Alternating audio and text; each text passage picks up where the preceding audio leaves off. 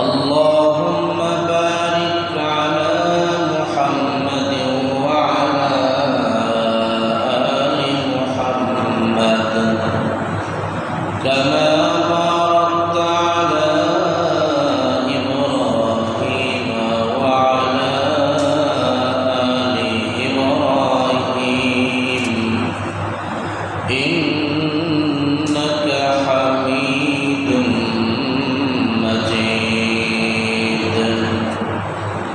محمدا آكل كفر کو مٹایا،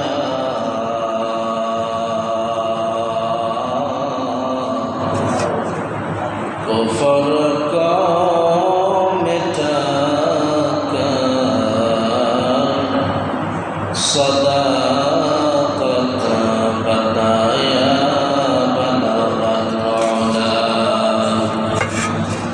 بکماله كشف الدجى بجماله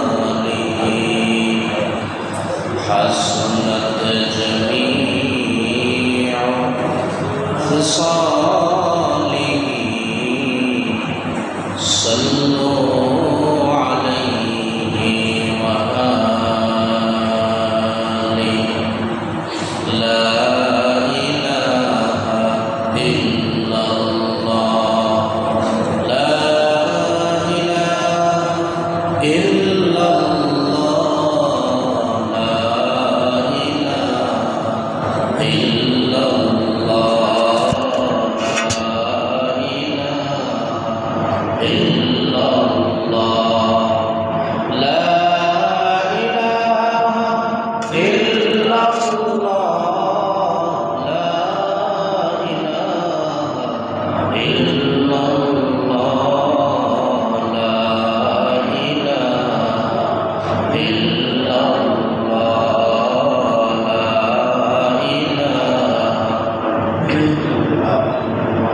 سبحان الله والحمد لله، لا إله إلا الله. سبحان الله والحمد لله، لا إله إلا الله، لا إله إلا الله،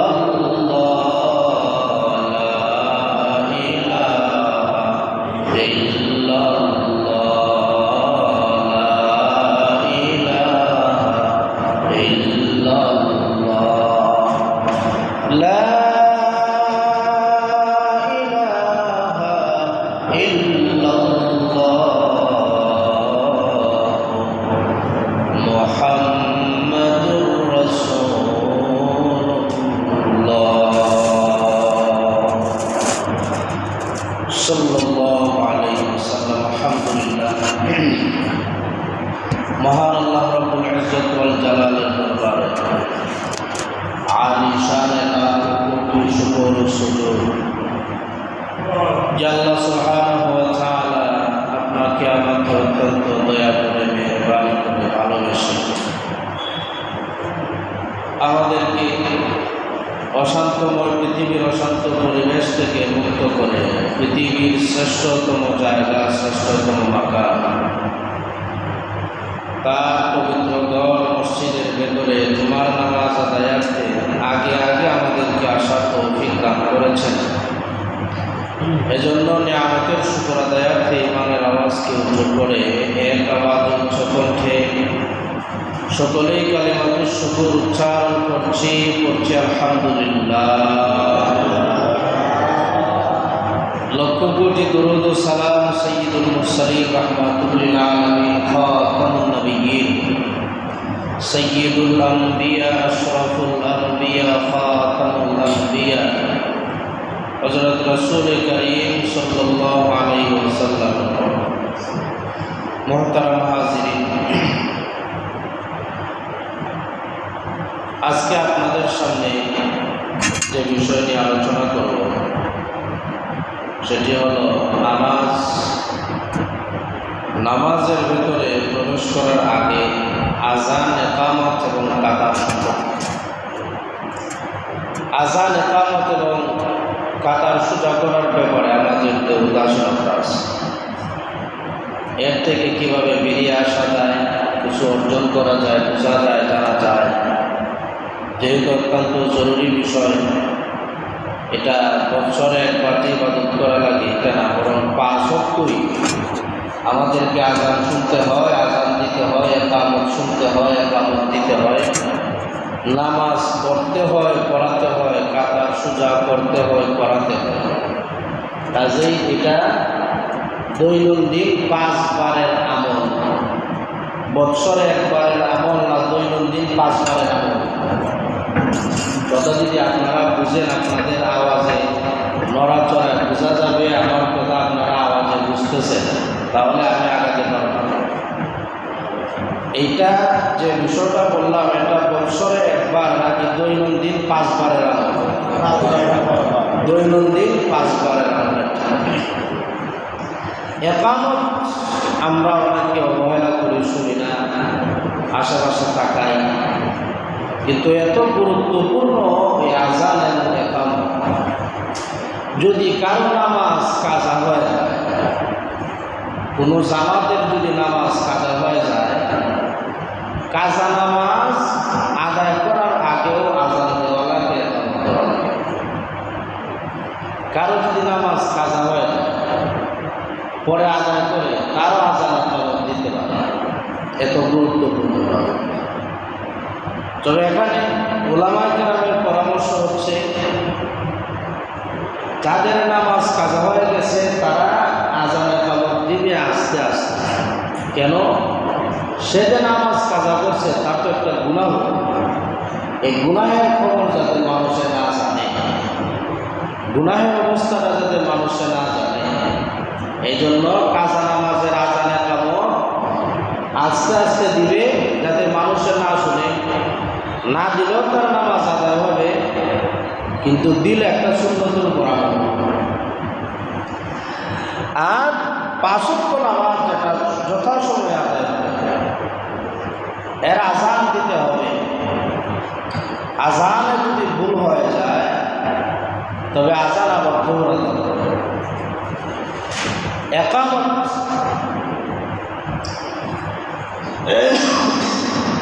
দিতে হবে।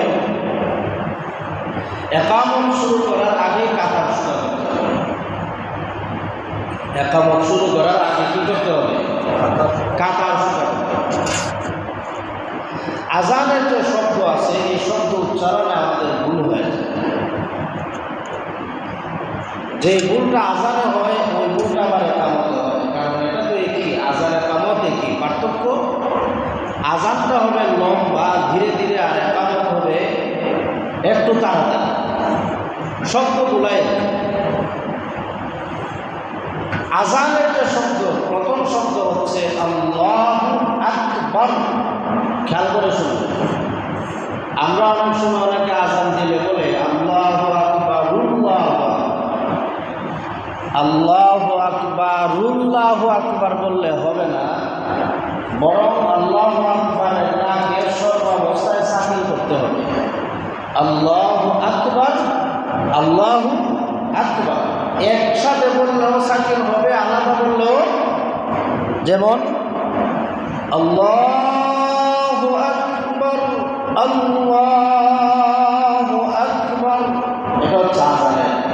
আর যদি ইকামত বলে তাহলে একসাথে বলতে হবে আল্লাহু আকবার, আল্লাহু আকবার, আল্লাহু আকবার, আল্লাহু আকবার।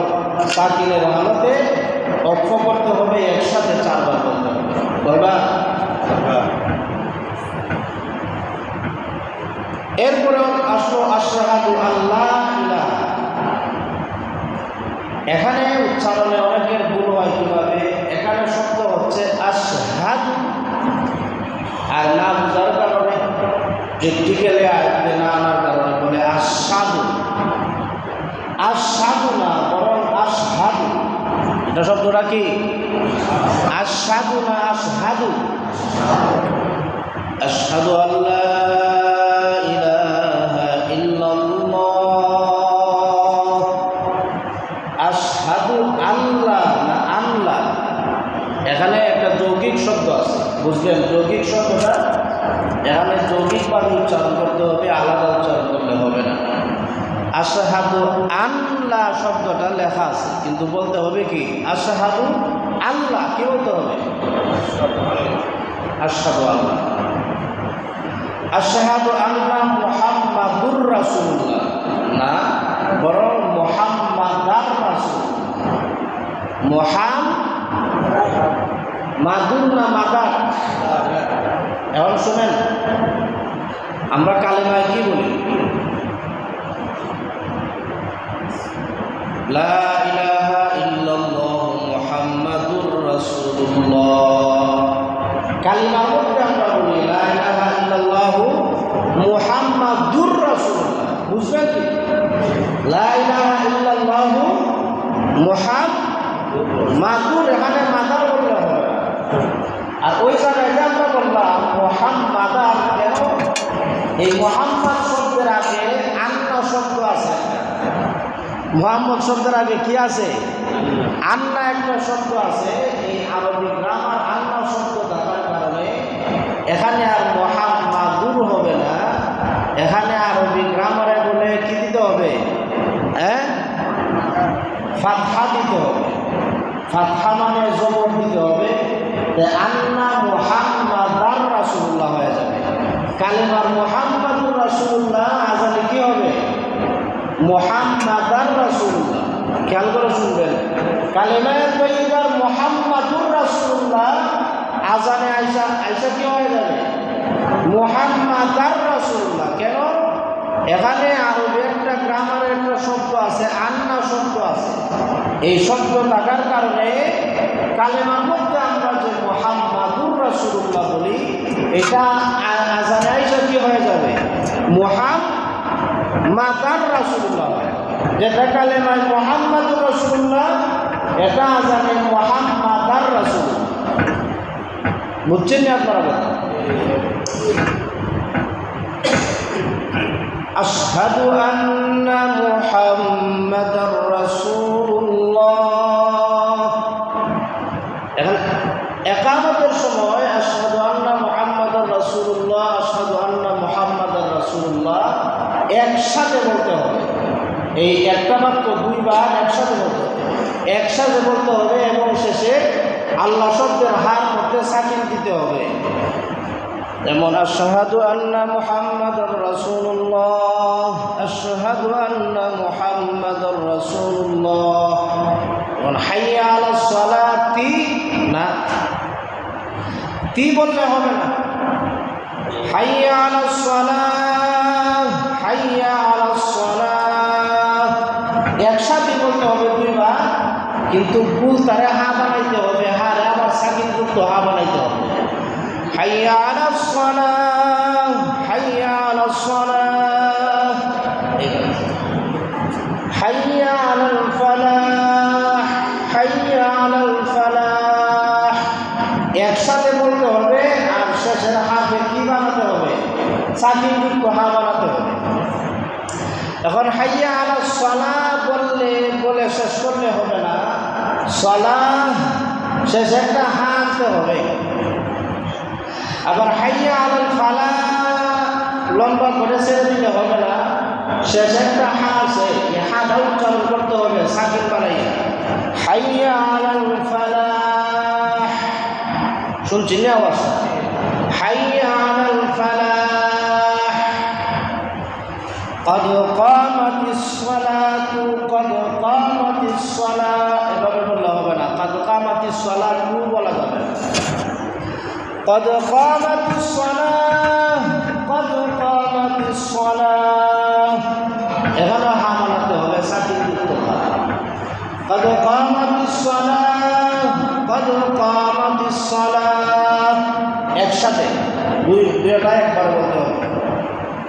তারপরে আল্লাহু আকবার, আল্লাহু আকবার, লা ইলাহা ইল্লাল্লাহ একসাথে বলতে হবে। এদিকে খেয়াল করেন, সিন্নি এটা তো থাকবেই। ইকামতের শেষে আল্লাহু আকবার, লা ইলাহা ইল্লাল্লাহ একসাথে বলতে হবে। আল্লাহু আকবার, আল্লাহু আকবার, লা ইলাহা ইল্লাল্লাহ। এখন আল্লাহু আকবার উল্লাহ বলা যাবে না, আল্লাহু আকবার বলা যাবে না, বরং আল্লাহু আকবারের রাগে সাকির বানাতে হবে। আল্লাহু আকবার আল্লাহু আকবার হবে না, আল্লাহু আকবার হবে না, এটা ভুল হবে। বলতে হবে রাগে সাকিন বানাইয়া আল্লাহু আকবার, লা ইলাহা ইল্লাল্লাহ। এ হলো আযান ইকামতের নিয়ম আপনাদের জন্য। কারণ আযান কে দিবে? না পাক অবস্থায় আযান দেওয়া যায় না, এটার উজু নাই, আযান দিতে পারবে না, দিতে পারবে যদি সে পাক পবিত্র অবস্থায় আযান দেয়, এটা তার জন্য বেশি সওয়াবের কাজ হবে, এটা মুস্তাহাব।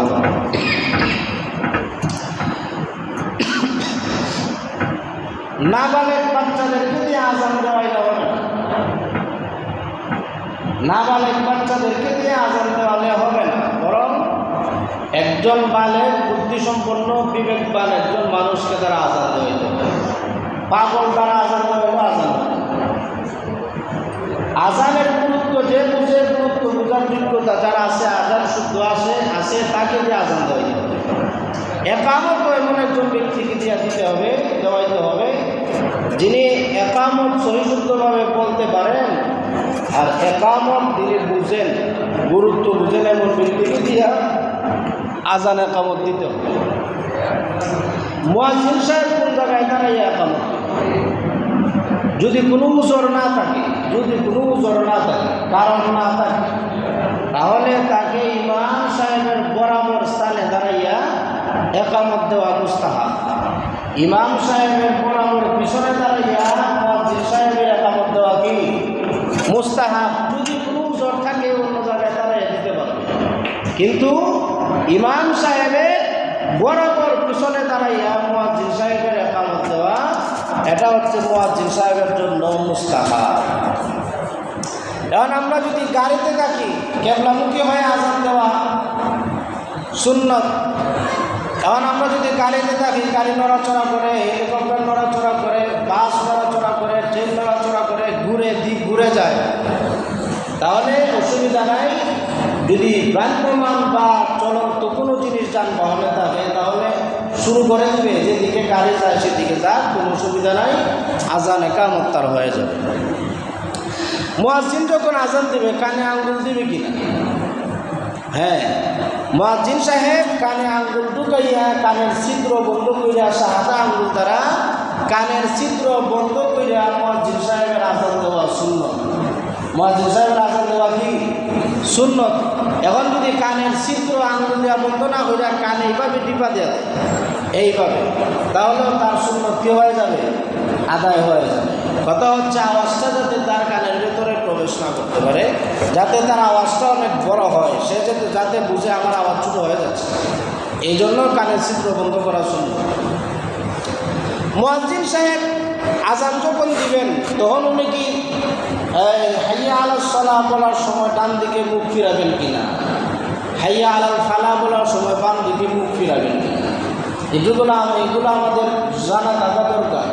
অনেক সময় না জানার কারণে আমরা নিজেও ভুল করি আমল করতে গিয়ে, আবার অনেকের আমল শুদ্ধ হইলে মনে করি এটা ভুল, আমলটা শুদ্ধ আমি জানি না, এই জন্য মনে করি তারটা কি হয়েছে, ভুল হয়েছে, আসলে তারটা ঠিক আছে।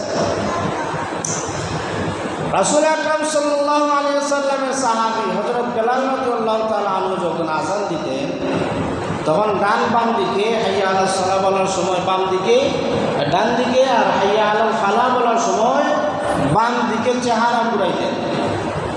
তো প্রশ্ন আসতে পারে, ওই সময় মাইক ছিল না, আওয়াজ যাতে চতুর্দিকে যায়, এজন্য আমরা কি করি, চেহারাটা ঘুরাইতাম।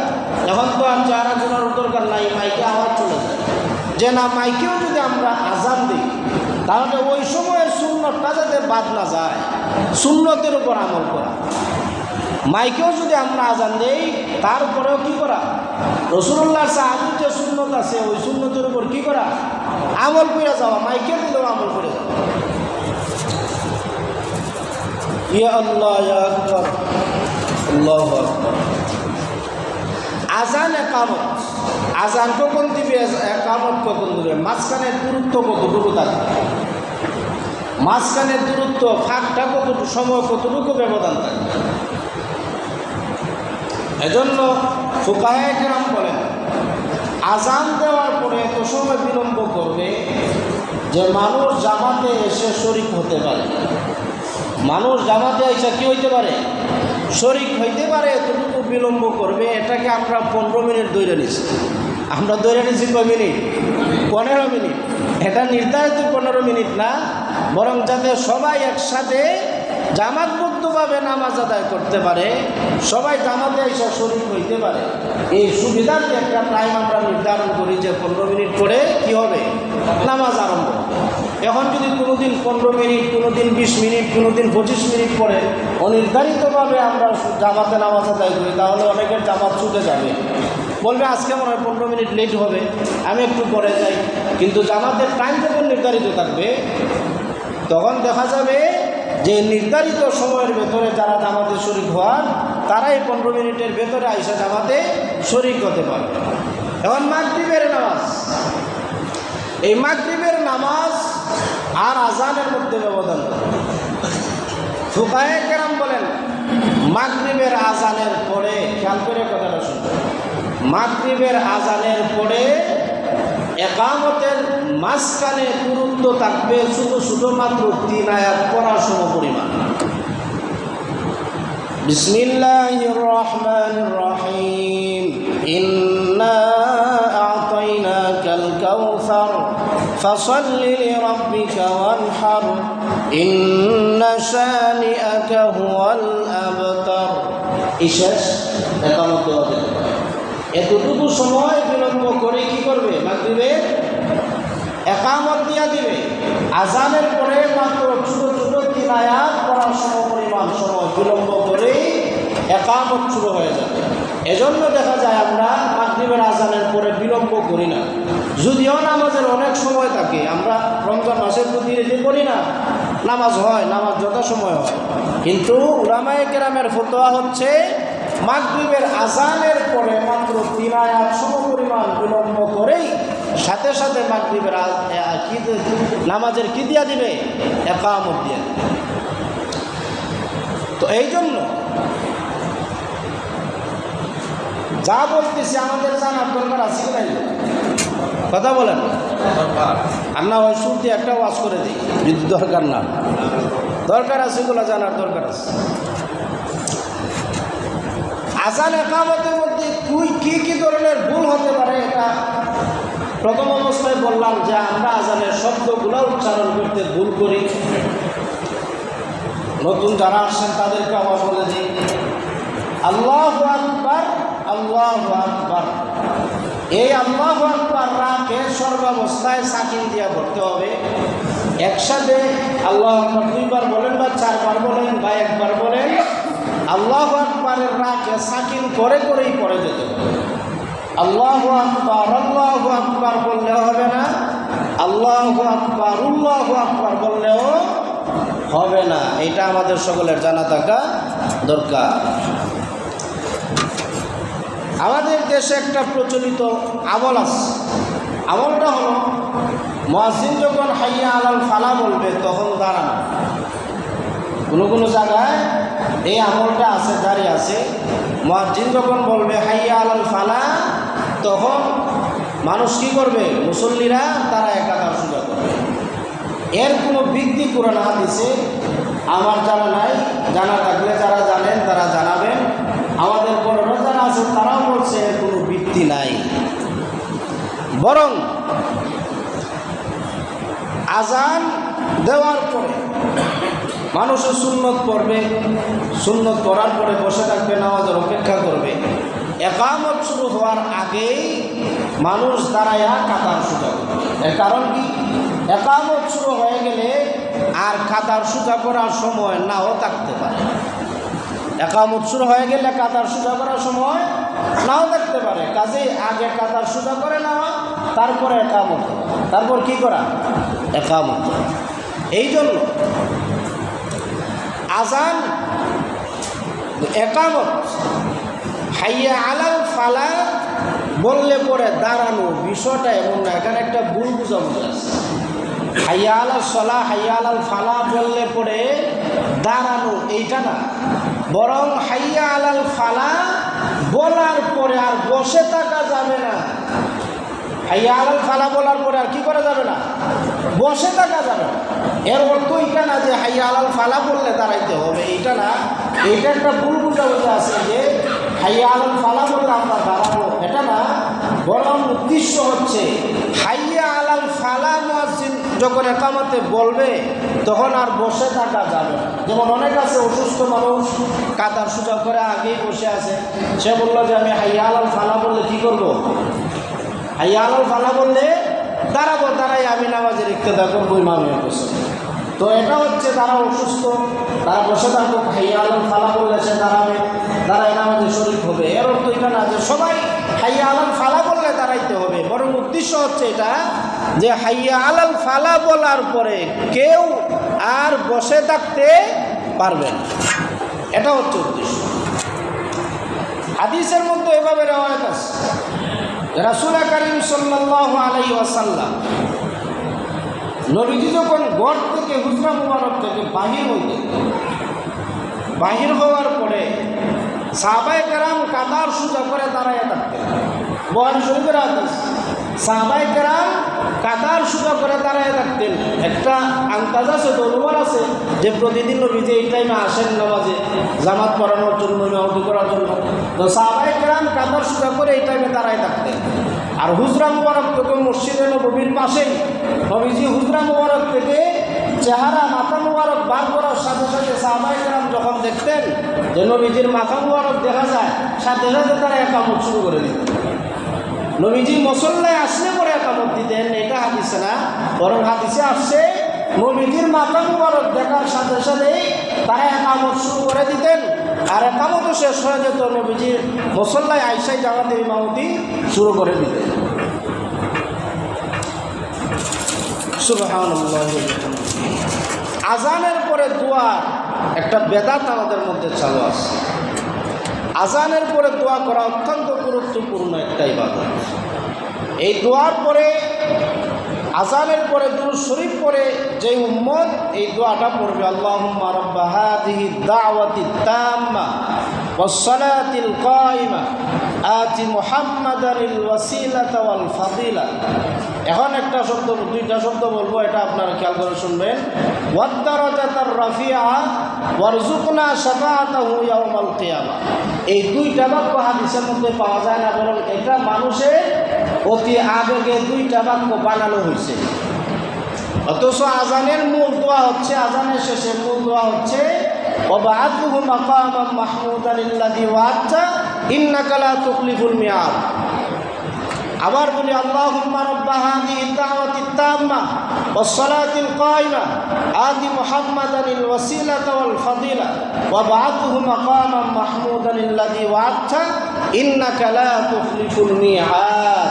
আর মাঝখানে আরও দুইটা শব্দ আমরা বানাইলাম, ওয়াদ দারাজাতার রাফিআ আর ওয়ারযুকনা শাফাআতাহু ইয়াউমাল কিয়ামা। এটা মানুষের আবেগে মহব্বতে বানানো দুইটা বাক্য, এটা হাদিসের মধ্যে পাওয়া যায়। এখন যদি কেউ আমাদেরকে বলে যে আপনারা নবীজির শাফায়াত চান না, মনে হয় আপনারা মনে হয় নবীজির দুশমন, যে না, নবীজির শাফায়াত চাই বিদায় এটা আমরা অনেক সময় পড়ি না। আজানের দোয়া হিসেবে না, এমনি আমরা করতে পারি। আজানের দোয়া হিসেবে কেন করি না? নবীজি কিয়ামতের দিন যারা বেদাত করে তাদেরকে শাফায়াত করবেন না, যারা বেদাত করে তাদেরকে কি করবেন না, শাফায়াত করবেন না। কাজে আমি বেদাত থেকে কেন বেঁচে থাকলাম?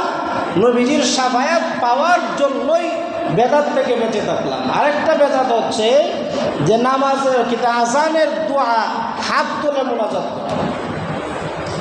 আজানের যে দোয়া আছে এই সময় হাত তোলা যাবে না, হাত তুললে বেদাত হয়ে যাবে। এটা আজানের সময় বলছেন নি আল্লাহু আকবার আল্লাহু আকবার এইভাবে হাত তুলছেন নি? সব জায়গায় হাত তোলা ঠিক না। আজানের দোয়ার সময় হাত তোলা বেদাত, এই সময় হাত তোলা যাবে না। হাত যেভাবে আছে স্বাভাবিক থাকবে, আপনারা আজানের দোয়া পড়বেন। তো নবীজি বলেন, আমার যে উম্মত আজানের পড়ে দুরূদ শরীফ পড়বে আর এই দোয়াটা পড়বে, হাসরের ময়দানে তার জন্য সুপারিশ করা আমার উপর ওয়াজিব হয়। আর একটু জোরে বলেন না সুবহানাল্লাহ। আমরা সবাই নবীজির শাফায়াত চাই কি চাই না? আরো জোরে বলেন, চাই কি চাই না? নবীজির শাফায়াত ছাড়া জান্নাতে যাওয়া কঠিন হয়ে যাবে। নবীজির শাফায়াত লাগবেই। শাফায়াতে কুবরা যেটা, অন্যান্য নবীগণ দেখা যাবে সবাই হা হুতাশ করবে, পেরেশানি করবে, নিজের নফসের চিন্তা করবেন, উম্মতির চিন্তা বাদ দিয়া দিবেন, হাসরের ময়দানে একদিক থেকে আরেক দিকে ছুটাছুটি করবেন। উম্মতেরা কি বলবে, আদম আলাইহিস সালামকে সুপারিশ করেন, বলে আমার ভাই নাই, যাও নূহ নবীর কাছে। নূহ নবী বলবেন আরেক নবীর কাছে যাও। অনেক লম্বা ঘটনা, সংক্ষেপে বলি। এইভাবে নবী পরম্পরা একজন আরেকজনকে উম্মতদেরকে পাঠাইতে থাকবেন। শেষ পর্যায়ে ঈসা আলাইহিস সালাম বলবেন যে একজনের কাছে পাঠাতে পারি যিনি তোমাদেরকে খালি হাতে ফিরাই দিবেন না। উম্মতের জন্য কান্ডারি নবী রাহমাতুল লিল আলামিনের কাছে যদি যেতে পারো, শেষ নবীর কাছে যেতে পারো, আমি আশা করি উনি ফিরাই দিবেন না। একমাত্র উনার অধিকার আছে হাসরের ময়দানে উম্মতদেরকে শাফায়াত করে জান্নাতে নেওয়া। সুবহানাল্লাহ। তো ওই দিন আমার আপনার নবী রাহমাতুল লিল আলামিন আমাদের জন্য সুপারিশ করবেন, যে সুপারিশের মাধ্যমে কি শুরু হয়ে যাবে, বিচার কার্য শুরু হয়ে যাবে। এর আগে বিচার হবে না, মাথার উপর সূর্য থাকবে, পায়ের নিচে তামা বিছায় দেওয়া হবে, মাথার মগজগুলো গলে গলে পড়বে। এই অবস্থায় কেউ সুপারিশ করবে না, ছুটাছুটি করবে, দৌড়াদৌড়ি করবে, নিজের নফসের চিন্তা করবে, উম্মতের চিন্তা তো অনেক পড়ে। ওই সময় উম্মতের নবীজিকে বলবেন, ইয়া রাসূলুল্লাহ, ইয়া হাবিবাল্লাহ, সবাই ফিরাই দিছে, আপনার কাছ থেকে নিরাশ হয়ে যাব না। আপনি শেষ নবী, আপনাকে আল্লাহ মাকামে মাহমুদ দান করেছেন, আপনি আমাদের জন্য আল্লাহর কাছে সুপারিশ করুন, আল্লাহ যেন আমাদের জন্য এখনই বিচার কার্য শুরু করে দেন। নবীজি সিজদায় পড়ে যাবেন, এই যে আল্লাহুম্মা রাব্বা হাযিহি দাওয়াতি তাম্মা ওয়াস সালাতিল কায়িমা আতি মুহাম্মাদানিল ওয়াসিলাতা ওয়াল ফাদিলা ওয়াবআথহু মাকামান মাহমুদান আল্লাযী ওয়া'আদ। এই যে মাকামে মাহমুদ আছে, এই মাকামে মাহমুদের মধ্যে রাসূল আকরাম সাল্লাল্লাহু আলাইহি ওয়াসাল্লাম সিজদায় পড়ে যাবেন, এত প্রশংসা করবেন আল্লাহ যে দুনিয়া শুরু থেকে শেষ পর্যন্ত সমস্ত নবী পয়গম্বর সমস্ত মানুষ মিলে যে প্রশংসা আল্লাহ করে নাই, মুহূর্তের ভেতরে আল্লাহ নবী তার চাইতে বেশি প্রশংসা করবে। তখন আল্লাহর রহমতের দরিয়া জোশ মেরে উঠবে। আল্লাহ পাক রব্বুল আলামিন নবীজিকে বলবেন, নবীজি আর কাইদেন না, মাথা উঠান, আপনি যা চান তাই দেওয়া হবে। তখন আল্লাহর নবী আমাদের জন্য সুপারিশ করবেন যে আল্লাহ, আমার উম্মত অনেক কষ্ট করতেছে, তাদের মাথার উপর সূর্য, পায়ের নিচে তামা, মাথার মগজ গলে গলে পড়তেছে, আপনি আল্লাহর দরবারে আমি আপনার কাছে সুপারিশ করি, ইয়া আল্লাহ আপনি বিচার কার্য শুরু করে দেন। তখন আল্লাহ পাক রব্বুল আলামিন বিচার শুরু করবেন। এটা একমাত্র শাফায়াতে কুবরা, যে শাফায়াতের অধিকার একমাত্র আমার আপনার নবীর আছে। এই শাফায়াত ছাড়া বিচার কার্য শুরু হবে না। এর পরবর্তীতে অনেক ছোটো ছোটো শাফায়াত থাকবে, হাফিজুল কোরআন যারা আছে তারাও শাফায়াত করবে, উলামায়ে কেরাম আছে শাফায়াত করবে, শহীদগণ শাফায়াত করবে, আরও ছোটো ছোটো মাসুম বাচ্চারা যারা মারা গেছে তারা মা বাবার জন্য আল্লাহর দরবারে শাফায়াত করবে। এটা পরবর্তী ছোটো ছোটো শাফায়াত, শাফায়াতে সুগরা। আর শাফায়াতে কুবরা একমাত্র আমার আপনার নবীর আছে। কাজে নবীজির শাফায়াতকে অস্বীকার করে না, কিন্তু শাফায়াত অস্বীকার করা এক জিনিস, আর বেদাত থেকে বেঁচে থাকা আরেক জিনিস। এই জন্য আসুন আমরা সবাই আল্লাহ রসুল সাল্লাল্লাহু আলাইহি ওয়াসাল্লামের রেখে যাওয়া যে সুন্নত আছে, এই সুন্নতকে মহব্বত করার মাধ্যমে, সুন্নতকে ধরে রাখার মাধ্যমে, আঁকড়ে ধরার মাধ্যমে রসুলের মহব্বত যাতে আমরা প্রকাশ করতে পারি এবং নবীজির শাফায়াত যাতে আমরা পেতে পারি। আল্লাহ পাক রব্বুল আলামিন আমাদের সকলের জন্য হাসরের ময়দানে নবীজির শাফায়াত ওয়াজিব করে দিন, বলুন আমিন। আর আযান ইকামত সম্পর্কে যা বললাম, কাতারের সম্পর্কে তো বলা হলোই না। আমার তো উদ্দেশ্য ছিল আযান ইকামতের কথা বলবো, তারপর আবার কাতারের কথা বলবো। কাতারের কথা বলতে গেলে আরও 1 ঘন্টা সময় লাগবে, কাজে সময় সংক্ষিপ্ত। আল্লাহ পাক রব্বুল আলামিন যদি তৌফিক দান করেন তাহলে কাতারের কি গুরুত্ব, কাতার সোজা করার কি গুরুত্ব, এই সম্পর্কে ইনশাআল্লাহ আগামী জুমায় আলোচনা হবে। আল্লাহ পাক রব্বুল আলামিন যেন এর ভেতরে আমাকেও সুস্থ রাখেন, আপনাদেরকেও সুস্থ রাখেন, আর আলোচনা করার যাতে তৌফিক দান করেন, বলুন আমিন। ওয়া আখিরু দাওয়ানা আলহামদুলিল্লাহি রাব্বিল আলামিন।